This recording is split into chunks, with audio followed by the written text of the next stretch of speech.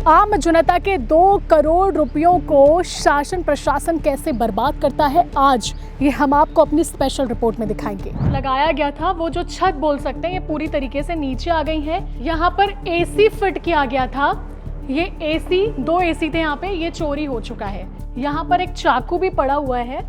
गनीमत रही कि जो ये चेयर्स हैं वो फिक्स है और यहीं पर सारा विजुअली दिखाया जाता था, और आज ये किसी खंडहर से कम नजर नहीं आता।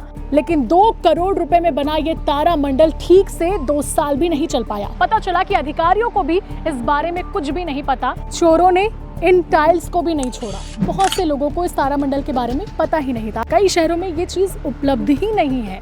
यहाँ ये जो गार्डन आप देख रहे हैं, यहाँ पर चौपाटी का निर्माण कराया जाएगा ताकि जो लोग हैं वो अट्रैक्ट हो। बच्चों के खेलने के लिए जो लगाया जाता है, कहाँ करे बच्चा स्लाइड, जो व्यवस्था नगर निगम के द्वारा करानी चाहिए थी वो पूरी तरीके से फेल नजर आती है।